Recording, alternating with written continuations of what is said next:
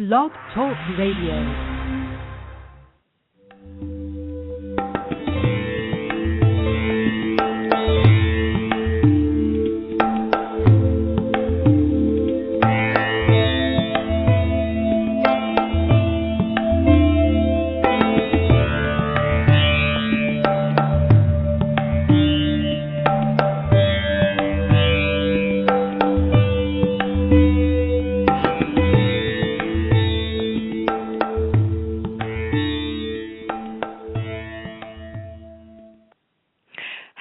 Welcome to the Wellness Coach on Blog Talk Radio. I'm your host, Edie Summers, and today my guest is Tami Simon. Tami is the founder and publisher of Sounds True, an independent multimedia company dedicated to disseminating spiritual wisdom. Tami began studying with Reggie Ray in 2001 and began teaching Meditating with the Body introductory workshops in 2007. Her areas of special interest include authentic leadership and applying spiritual principles to organizational life. Tami lives in Boulder, Colorado with her partner, Julie Kramer. And I see Tami here on the line. I'm just going to open up her mic. And hi, Tami. Is this you? It is. Hi. Nice to be with you. Thank you so much. I am so grateful to have you here today. How are you? I'm doing very well, thank you. Oh, good. Well, I can't tell you what an honor this is for me, and I've been listening to you interview people for years, and so I'm just really grateful to have a chance to interview you today for a change. Exciting. Wonderful. Yes. So I just wanted to maybe ask you to start with your story wherever it feels comfortable for you. I'd like people to maybe hear a little bit about you more personally, if that's okay with you. How did you get started? I'd love to know how you founded Sounds True, but where did your journey begin? Oh, wow. Well, yeah, I'm not sure if I would, the question of, you mean like the journey as in my personal spiritual quest? Where did that begin? Yeah. I'm interested in both, but I think that's a great place to start because I know that Sounds True is all about spiritual wisdom. So I think that sounds fantastic to start there. Sure. Well, as a teenager, when I read books by Herman Hesse and Alan Watts, I had a sense of homecoming and a sense that there were people that were speaking to a longing in me that was the strongest thing inside of me that had not been named in my family or in the school system really until I found those authors and their books. And that lit up something in me. And you could say at that point the quest was born when I read Siddhartha and heard about the possibility of enlightenment or liberation and the idea that you could sit by a river and become like that river, inclusive of everything without end. I think it resonated in thing and birthed really a sense of directionality in my life. And then I went to college thinking that I would be a philosophy major so that I could study the meaning of life. But I quickly landed in the religion department because I was interested in the personal voice, the subjective voice, not so much studying abstract ideas, but what does this actually mean inside, not just the human heart, but my human heart? What does it mean inside of me to be on this type of quest? And I started studying the life and teachings of the great mystics, and it was really their work that I was the most excited about. And the deeper that I got into reading the mystics and writing about their ideas, the more I had the sense that any true mystic worth their salt wouldn't get a degree in mysticism. And it wasn't really an academic pursuit. And so I left Swarthmore College and I went to Sri Lanka and India and Nepal. And it was at that point in my life during this year abroad that I was introduced to the practice of meditation. And that was a huge turning point for me when I actually started meditating and discovered that there was a technology, an approach, methodology that could help me actually be with myself in a very, very deep way. And at that point, I was 20 years old, 21.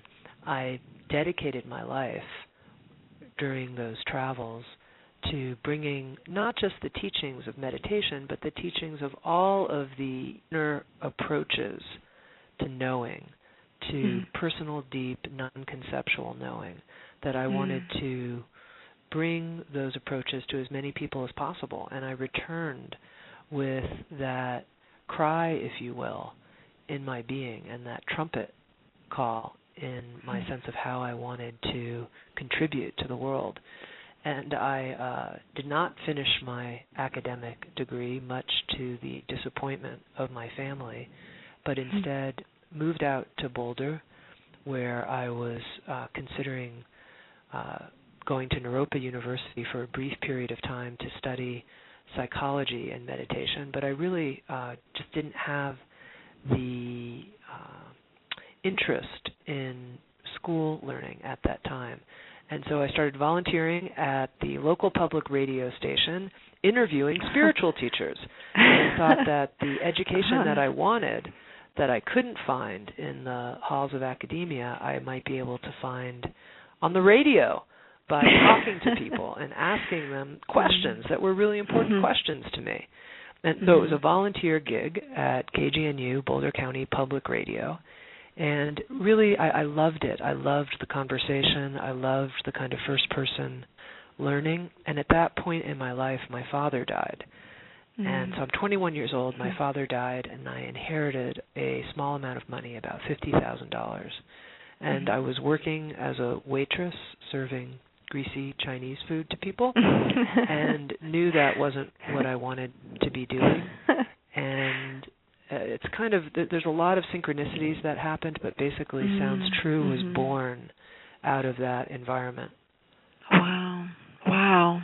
What an amazing story. I'm very curious about a number of things. First of all, just meditation itself. I think that's a concept and a practice that I think that scares a lot of people, and I would love to know more about just the deep practice of meditation. What do you think scary about it? I don't know. Or what might scare people? Maybe it's just me, but I think I've heard a lot of people say, "Oh, I don't know how to sit with myself," and maybe that's what this is all about: is sitting with oneself. Is there a fear there? I'm not sure if it's fear of the unknown or what someone might find. What was your experience like when you first started meditating? I'm just wondering if maybe we can address some of those issues that people might be thinking that the fear there. Yeah. Well, yeah. I mean, I think that one of the things that became apparent to me is that thinking is not actually direct contact with what's happening. It's one step removed, and it's a type of abstraction, if you will, especially discursive thinking, where we're going again and again and again and again, like a record player, around the same thing.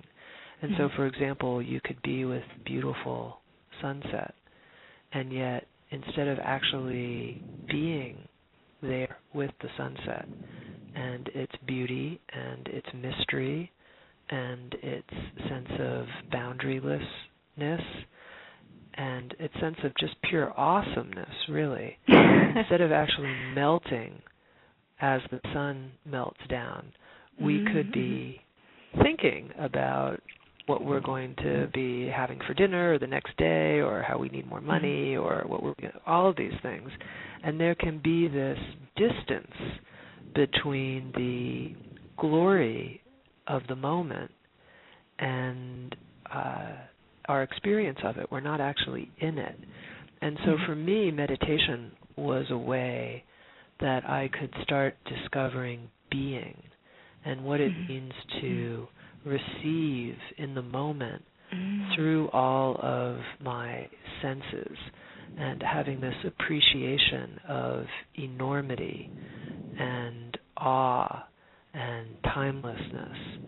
And within that, of course, some fresh and interesting and new, insightful thoughts can arrive, but that's quite different than the type of kind of busy mind, planning, worrying type of thinking that normally takes up all of the space in the field of our presence. And so for me, meditation created this huge shift where the thinking mind went in the back seat of the car instead of driving the car. And so, yeah, sure, there's still plenty of thoughts coming up all the time, but they're not driving the car anymore. There's more a sense of presence or openness that is in the front seat. And I think that might scare people because, and this is the scary part, in a sense, no one's driving the car, but yet the car still gets to all the places it needs to go. And so it's very odd. And what I mean by nobody driving the car is that, yeah, there's a sense of, you could call it a self or a sense of being or a sense of presence, but it's not held together through all of this self-imaging and idea of who I am and who I'm supposed to be and what other people think I'm supposed to be and how much money I'm supposed to have, and all of that has dropped away, and there's more a sense of open flow. And I do think that can be scary for people because there's not that same quality of control, and perhaps other people might harm us because we don't have all of our defenses and armor that we've constructed up in any given moment. Do you know what I mean? But it's also incredibly freeing, and we could even say liberating. Yes. And it sounds amazing. And I have to say, Tami, that while I'm sitting here listening to you talking, I feel, your voice is very meditative. And I'm curious if you've always had this meditative quality to your voice, or if this is maybe something that has come through having been with meditation. Sure. But I feel like we're in a meditation right now. This is, which is kind of the whole point, right? Is to be in that altered. Is it even considered an altered state, or is it just the state of being? Well, I think I might posit that the altered state, the not natural state, is the state of contorted tightness that comes both in our bodies and in our mind. There's this sense of tangledness, tangled thoughts and going over the same kind of thing. That's actually the alteration, and that what's actually known in the tradition as, quote unquote, the natural state, that the natural state is a state more of flow, more a state of unknown unfolding, fresh in each moment. Now, you mentioned something about my voice, and, I've heard all kinds of comments about my voice from people who love it and people who hate it. I've gotten letters from people, you sound like a mortician or whatever. And I thought to myself, it's kind of like talking about somebody's face. Like, you're not really, in a certain sense, you're not responsible for your face. It's the face you were born with. And some people might like it, and some people might be like, God, I really can't stand your face, or I love your face. But it's also, I think of this line, I think it's from Abraham Lincoln, who said that everybody has responsibility for their face after the age of 40, something like that. With the idea meaning that even if you have a very beautiful face, if you're grumpy and scrunching your face and dark and negative and scowling, etc., your face is going to take on that quality. And even if you were born with a gorgeous face, I don't know how beautiful it will be. Or even if you were born maybe and your face had certain interesting distortions or didn't look like the norm, if there was a light shining from your heart through you, you might appear gorgeous, even though it might be a strange type of gorgeousness. So anyway, I think about the voice a lot like the face. That is so interesting. And, well, I was thinking of just the energy coming through you, but also when you're speaking about someone's face, I mean, or presence, I mean, there's just it's really, and even when we're speaking about beauty, I can't remember who said this. I think it's Marianne Williamson. She said that beauty is radiance of the soul, and I always loved that, because I think that's really what's happening there. Is that's what true beauty is. But yes, I do think there is I do feel that you have a meditative, a very insightful quality to the energy that's coming through you that happens to be your voice. but I just really, I mean, so meditation now, you talk about meditating with the body, which is a somatic experience. Is that correct? Yeah. And so I'm wondering, this was a big breakthrough and a big turning point, actually, that happened in my life. Okay. Even though I started meditating when I was 21 and then practiced in many different traditions until the age of 39, it was when I met a teacher named Reggie Ray that I was introduced to a body of practices that he developed from his own solitary retreat practice and also from the tradition of Tibetan Buddhism and Tibetan yoga, and some very, very advanced practices that he was able to distill and essentialize and bring forward to an open audience of beginning practitioners. So really a brilliant, innovative body of work. And in it, what he was able to bring to people, and part of this is what he saw. He saw that many people had been meditating for a long time, but that they were actually like floating heads on the meditation cushion. So there was a sense of struggling with the posture and actually being somewhat disembodied while meditating. Right. And that actually the real fulfillment and transformation that can come from meditation can best come, and actually I think requires, that we're fully in our bodies. And one of the things that means is that we learn to relax while we're on the meditation cushion. And I noticed for myself that there was a quality often of tension. I was trying to keep my back straight, and my hip hurt, and et cetera, and that I wasn't able to actually sink, really deeply sink on the cushion. And in that sinking, connect to the energy of the earth, allow gravity to be working on me, and at the same time, mixed with that quality of relaxation and sinking, to be able to also have an alignment in the body so that the energy can flow through the central channel of the body, which is a channel that's located just directly in front of the spine. And when that central channel is open and the energy is flowing directly in front, like a river in front of the spine, and of course this is actually a huge focus in yoga. They call the central channel the Sushumna Nadi, and many of the different yogic practices actually culminate in being able to sit with the Sushumna, the central river of experience, being open. And when we're able to sit that way, there is this openness to the natural state that you and I were talking about.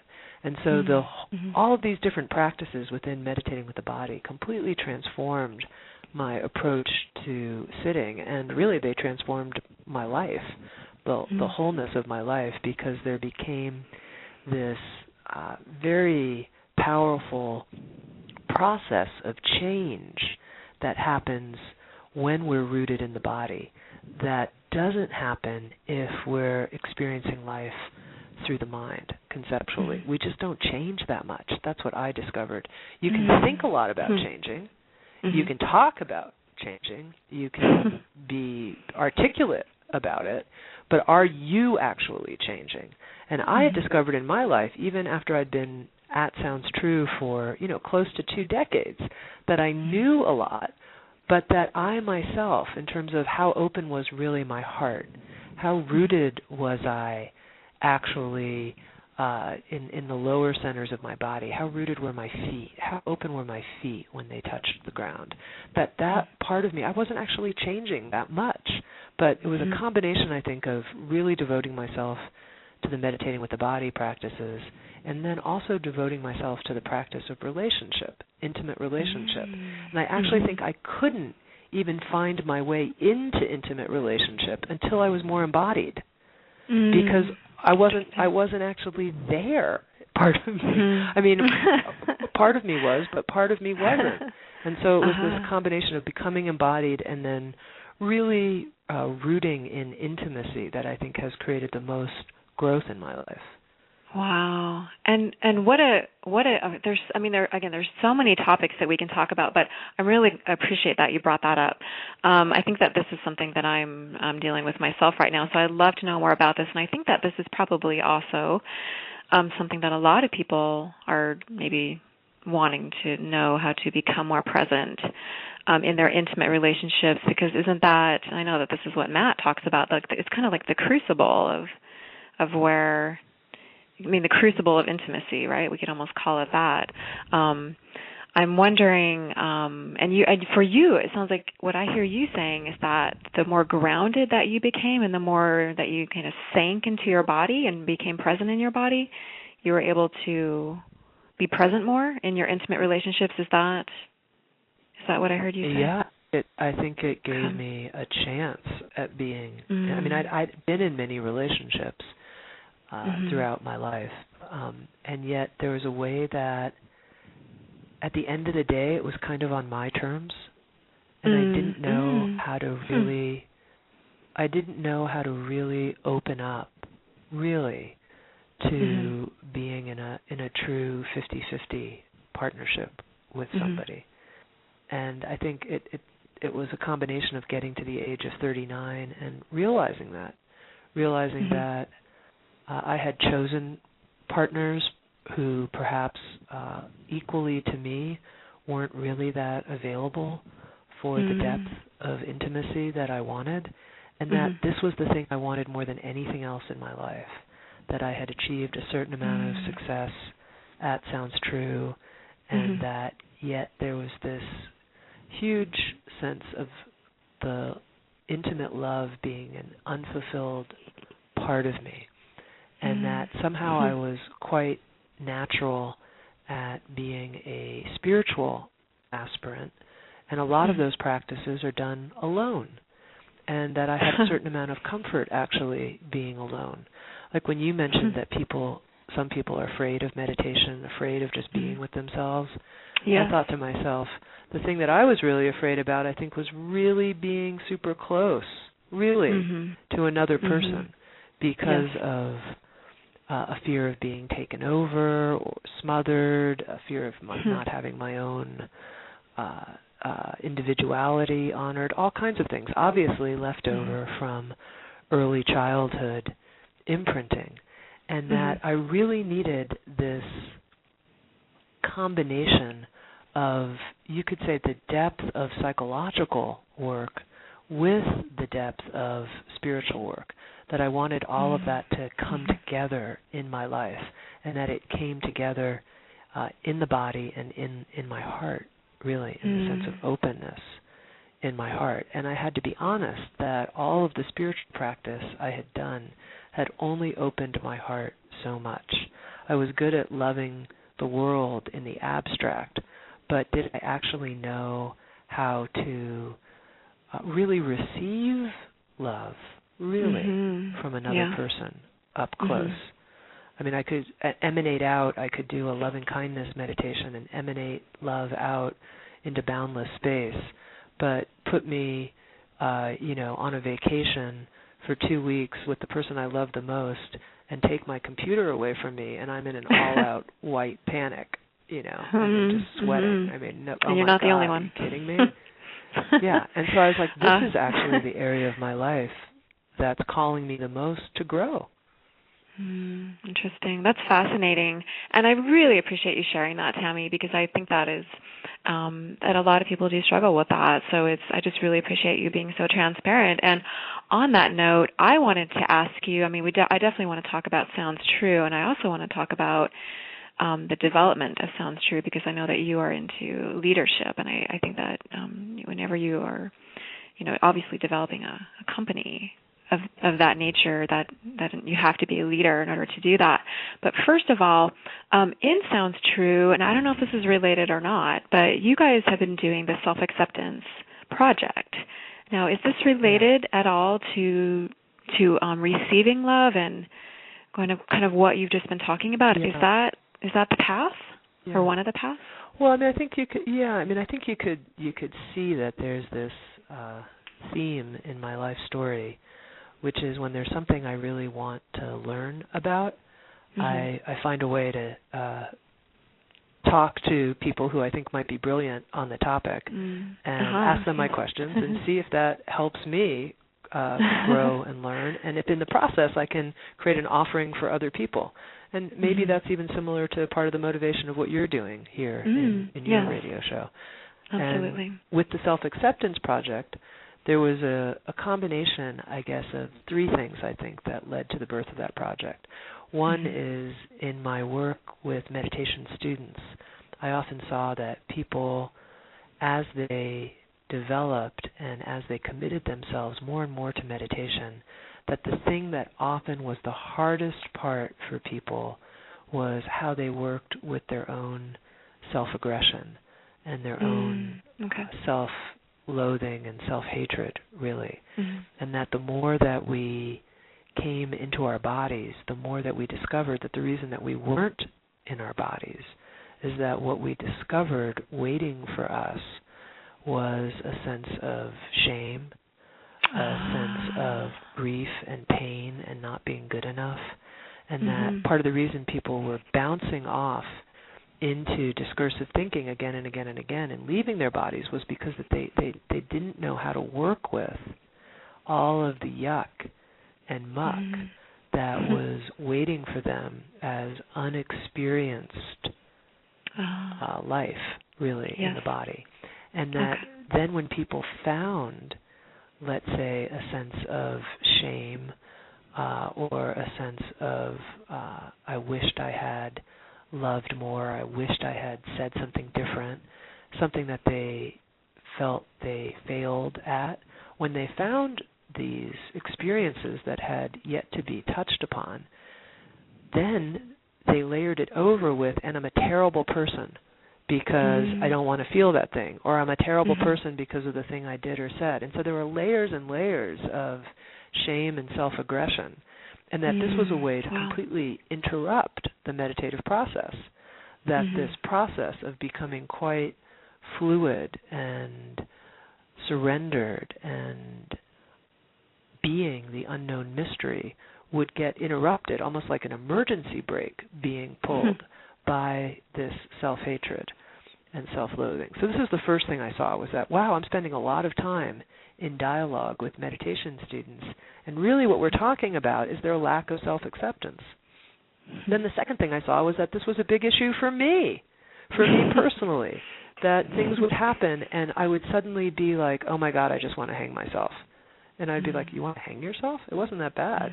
Like, just relax. No, I can't believe that I did or said that or whatever. And that I had my own very extreme reaction to shame. And then the third thing I saw was that there was something happening in the culture at large where people were more and more tuning in to self-acceptance being this huge challenge. So those are the three things that informed this 23-part series that we created as a free series at Sounds True. Yes, and I just wanted to let people know that if they're listening here and you can see the sounds the page, the link is on here. I put it on there for soundstrue.com/self-acceptance. And if anyone is listening, say through iTunes, again, you just go to www.soundstrue.com/self-acceptance. And like you said, Tami, that is a free program. So that's a really generous offering, and it looks like just an incredible program. So thank you for putting that together for people. And I know that you just have incredible. I was also listening on iTunes to the Insights? You have I can't remember what it's called now.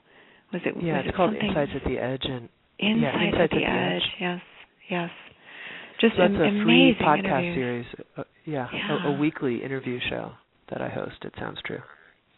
It's just incredible, and it's just thank you so much for putting that out. And if it's okay with you, I just wanted to take a very short break, like 20-second break, and just reintroduce you. Is that okay? And play a little music and come back? Of course. Would you be okay with that?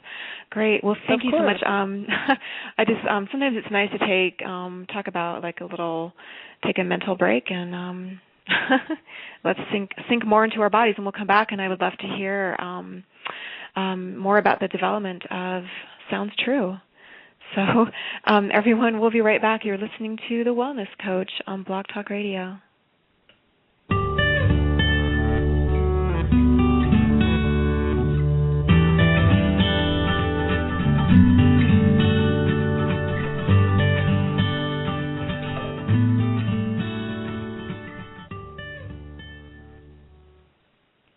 Hi, everyone. Welcome back to The Wellness Coach on Blog Talk Radio. I'm your host, Edie Summers, and my incredible guest today is Tami Simon. She is the founder and publisher of Sounds True, which is an independent multimedia company dedicated to disseminating spiritual wisdom. Excuse me. Tami began studying with Reggie Ray in 2001 and began teaching Meditating with the Body introductory workshops in 2007. Excuse me. Her areas of special interest include authentic leadership and applying spiritual principles to organizational life. Tami lives in Boulder, Colorado with her partner, Julie Kramer. And you'll have to excuse my voice, just sort of, it's interesting how we're talking about voice, and you have to really just sort of give yourself, I guess, allowances for what your body does. And I found it so interesting how I just kind of want to do a recap for our listeners. I think the point that really sunk in for me is how you were talking about the reason that people might be afraid to meditate is because of what they might find there, which is shame, deep shame, and also the self-aggression that goes along with that. For having that deep shame. Well, the truth is we might find all kinds of things, which is the interesting thing, because we might also find unbelievable ecstasy, joy beyond anything we've ever conceived of. And that what happens actually is that when we're living in a mental world, everything starts becoming quite flat. There's a sense of our lives being somewhat flat and dry and repetitive, like, oh, I have to do the dishes again, or I have to, check my computer again, or whatever it might be, whatever the repetitive chores are. And there's this phrase, Tamalgi Nangshen, which is a Tibetan phrase that has to do with taking the sacred world as ordinary. And so we actually come into a way of being where we miss that the world is sacred, everything being sacred, because we've exited this direct, rich, full experience of life, which can only be found in the immediacy of the body's reception of the world, and everything's being filtered through this very small place. But in that experiencing of the richness and the sacredness, we also experience everything. So anything we haven't wanted to experience, that's waiting for us too. So I just want to say that, because it's not like we tune into our body and we just find the muck. We actually find the full range of experience. But the thing is, people want the good parts without the bad parts. And that makes sense. I mean, I wanted that. I mean, I remember talking to Reggie, and I was like, look, I want all the highs, but I don't really want these lows. Do you have any other approach for me that will give me that? Because I don't like this part. And he was like, I wish I could help you, but I actually can't. It's a complete package. And that's, I think, a big thing for people to make peace with. Mm-hmm. That if you really do want the ecstatic elements of life and the full joy and richness, that there has to be a willingness to experience everything and have your heart break open in the midst of the world in which there's so much brokenheartedness. And that's an interesting point, and that's a very profound point, actually, because I think that is where we get stuck, because we don't want to experience the brokenheartedness, and yet isn't the truth that we're experiencing it anyway? I mean, is it just that? Go ahead. I'm curious. Well, I think that's part of that's part, I think, of the meditating with the body work, is that our body's taking it in, but we're not really feeling it. So we're not really in touch with it. But it's there, and that's why it's there waiting for us. So, like, you could take an example or something, like somebody has come into the room and, you know, they're really angry and they slam the door and they scream, and maybe at one level we think, you know, whatever, I'm not gonna worry about that. I'm not going to concern myself. But our body took in the loud noise.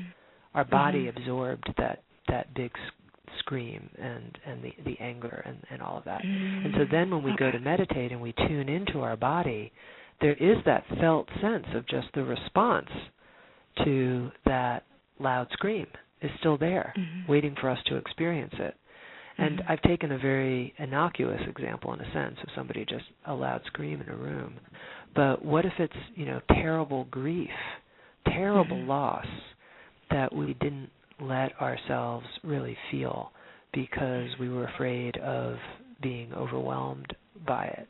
But yet our body took it in. And then when we tune in, and the meditating with the body exercises, we're doing things like breathing into every cell of the body. So we're intentionally going through the body millimeter by millimeter, scanning and going in, and these experiences and memories are then available to come forward, and they've been stored in our tissues. You know, the saying, the issues are in the tissues. They've been stored there, and they come forward, and in a sense, that's our quote-unquote karma. That's everything that we've experienced to date that is then generating more life, but we haven't become aware of it. We haven't touched it.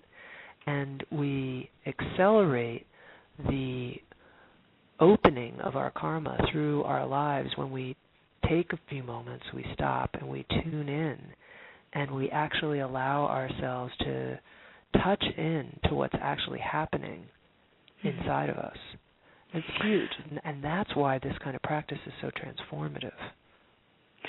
And that is I really appreciate you saying that, because I just kind of had a little insight myself there, or understanding. So, I mean, I'm starting to wonder if maybe the real fear isn't the kind of facing, kind of like what you say, call it like the yucky stuff. It's more like being stuck. I mean, if you really think about it, like, I mean, isn't it human nature to want to keep moving forward? And yet I think a lot of us feel stuck, and maybe that's the reason. It's because if we haven't allowed ourselves to feel, to experience both the highs and the lows, then there is this sense of feeling stuck, or that time, or that things go, you don't progress as much, and therefore your life isn't as, like, there's always, I think that people are always wanting to experience more, and yet there's also this feeling of that they're not getting what they really want. Does that make sense?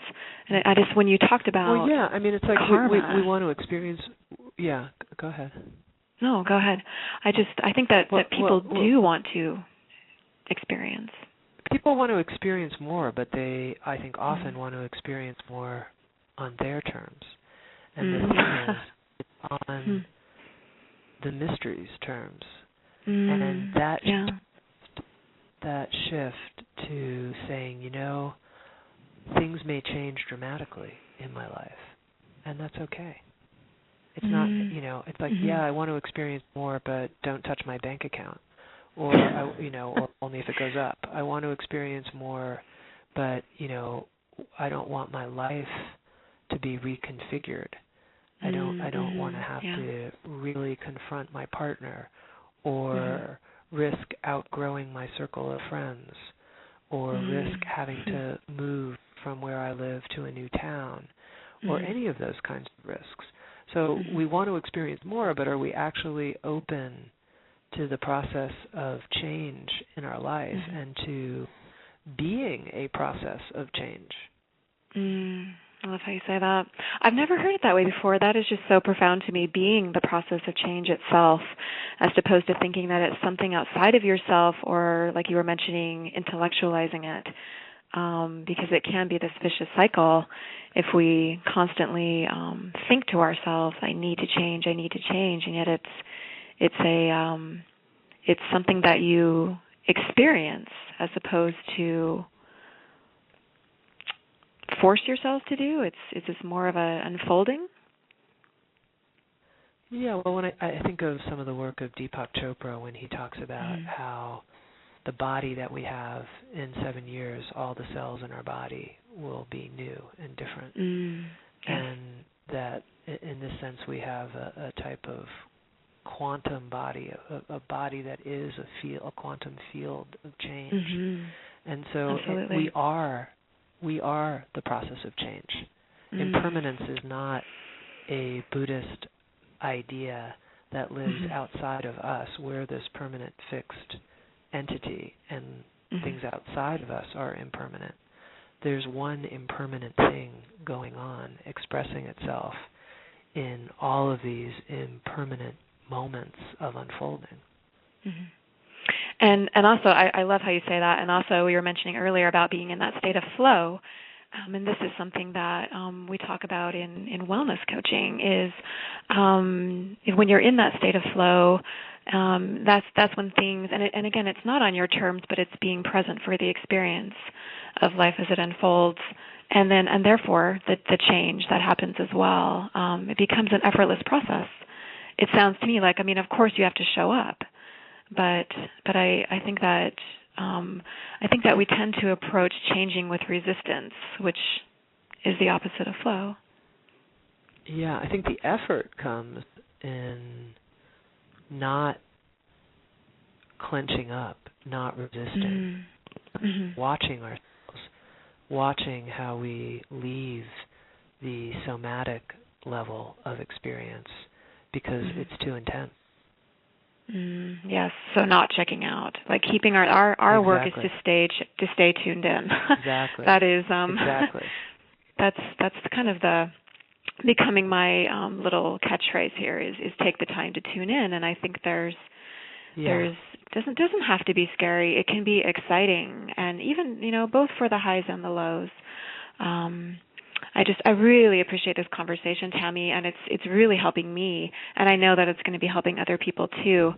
And I wanted to ask you on the topic of transformation and changing, what exactly was the process like for you in developing Sounds True? I would love to know, as a woman and as an entrepreneur, and as for anyone who's hoping to step into that leadership position, what was that process like for you for actually developing your company? Yeah. There was a lot of magic in it, and it came from a place in me that was quite desperate and devoted. And it didn't come from being like, I'm an entrepreneur and I'm going to start a business. Or, I was a college dropout who had discovered the value of meditation and yet had no idea, zero idea, how I would make a contribution in the world. I had seriously disappointed my family.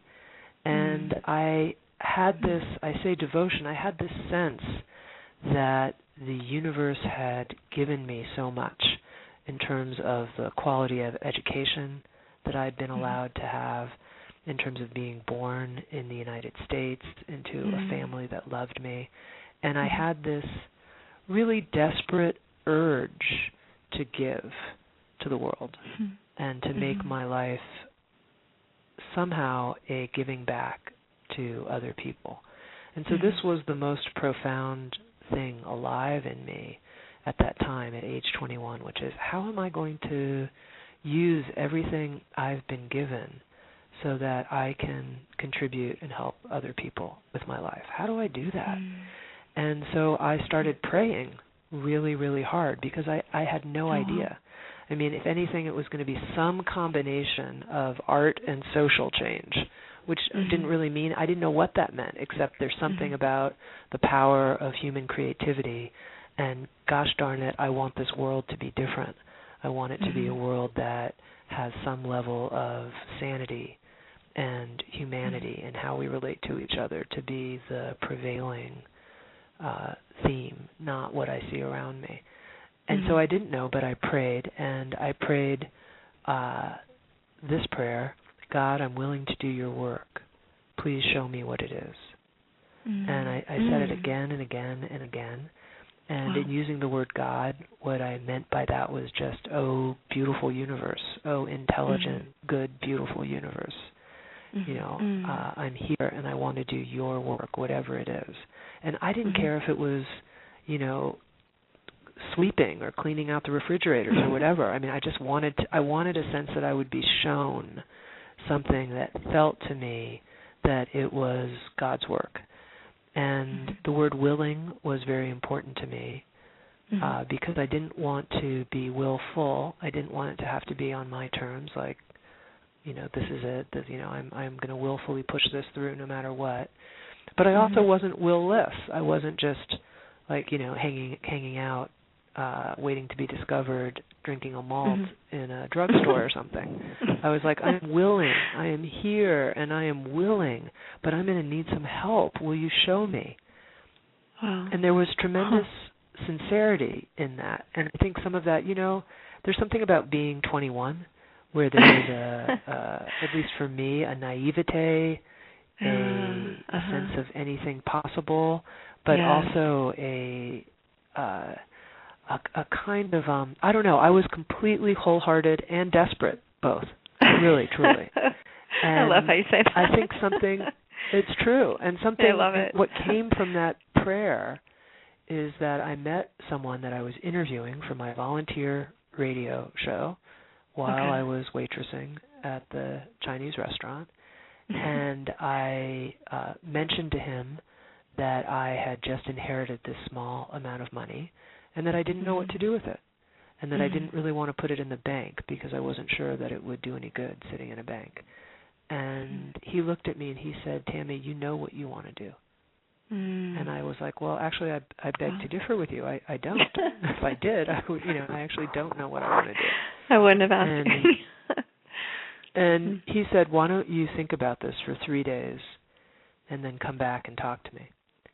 And this very interesting thing happened when I walked out of his office, which is I suddenly had this feeling that I wasn't quite walking on the ground. It was a very odd feeling. Oh, wow. But it was like my body felt really different, and I felt like I was sort of walking 2 feet above the ground. And then I heard a voice, and I don't know if it was an internal voice or an external voice, I don't know. But I heard these words, disseminate spiritual wisdom.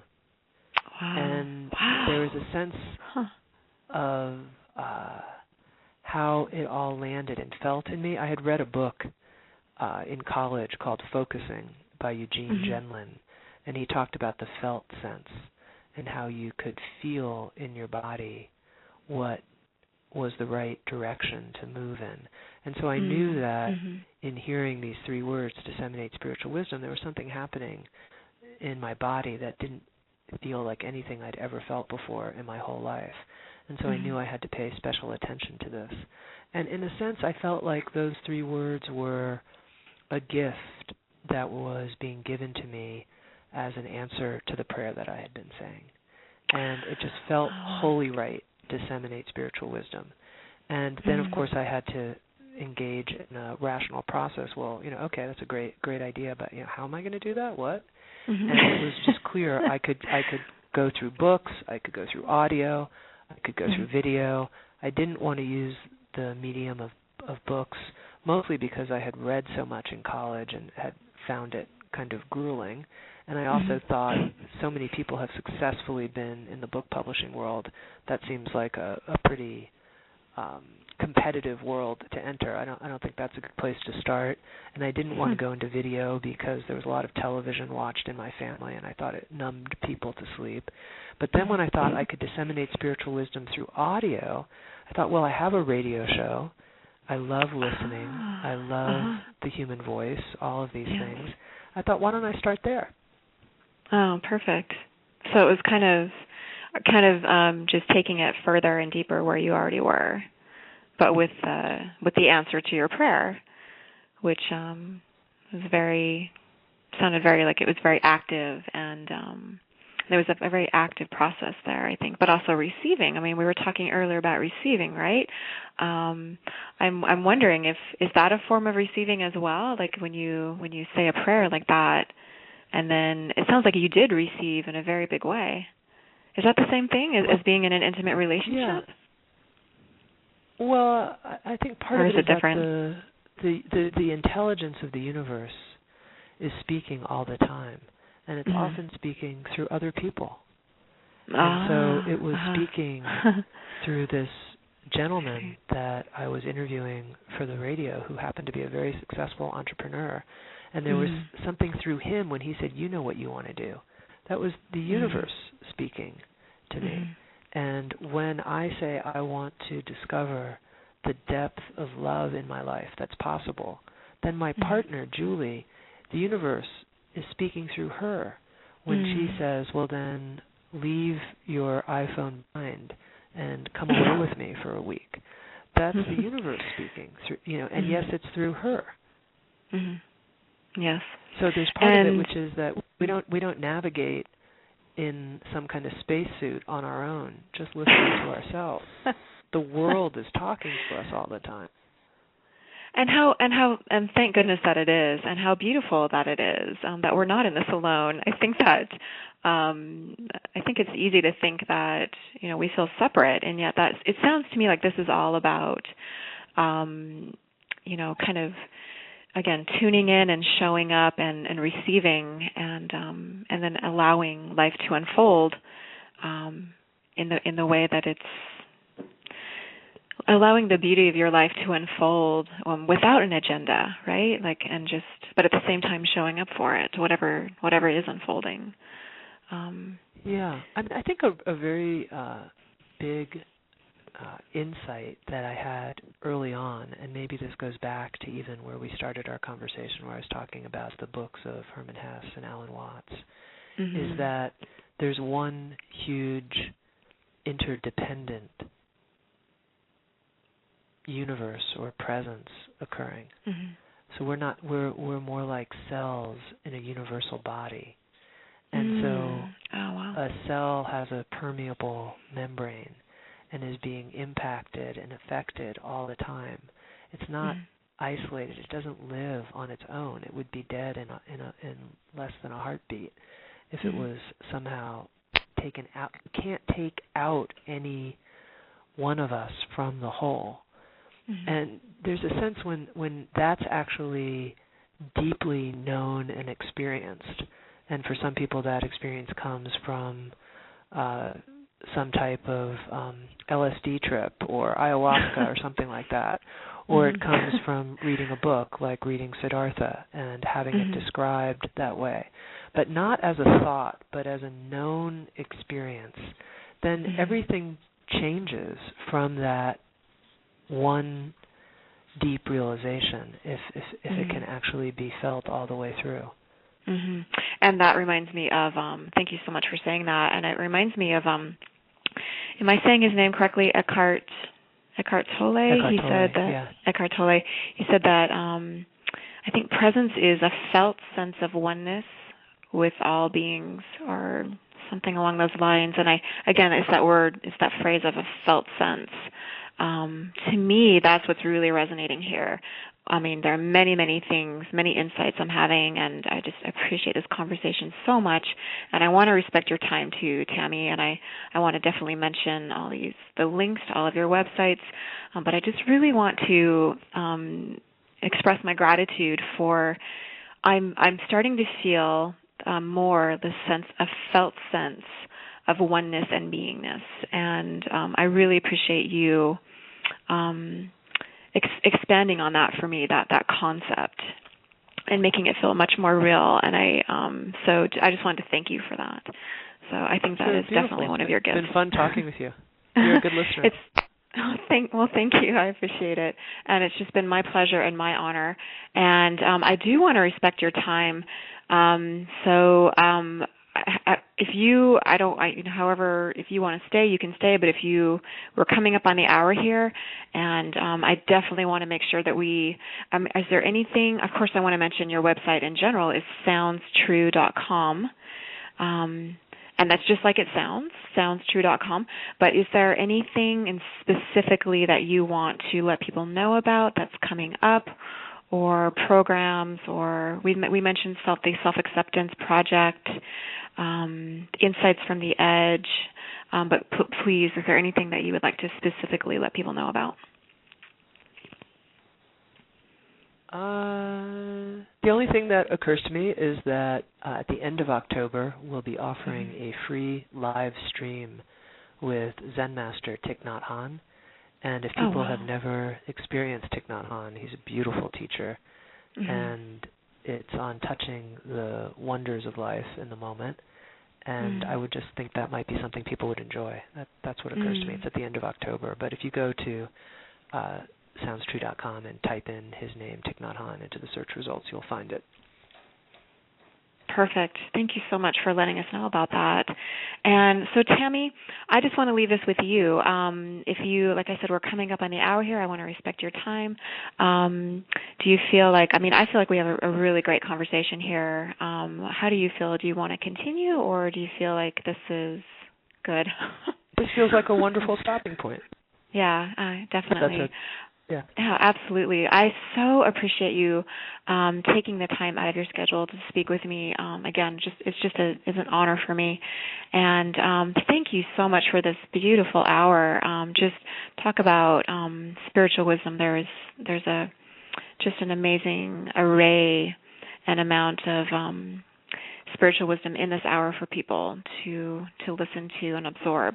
So I wanted to thank you again for coming on my show, and and thanks again also for creating Sounds True.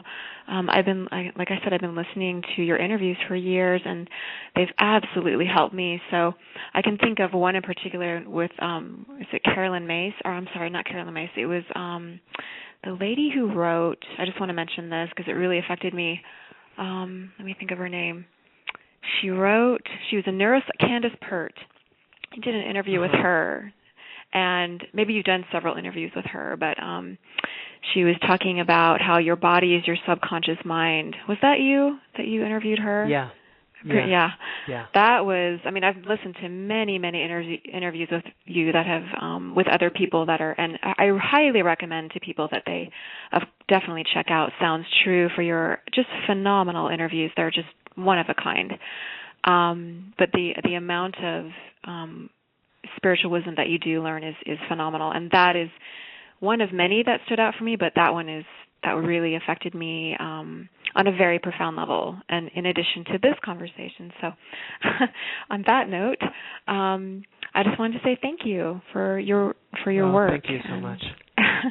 Thanks, Tami. So, okay. And thanks again, and I will talk to you maybe at some other point. And have a great day. Okay, you too. God bless you. Thanks. And the good work you're doing. Thank you. Take care. Bye-bye. And everyone, thanks so much for tuning in. You've been listening to The Wellness Coach on Blog Talk Radio. Thanks for tuning in, and take care.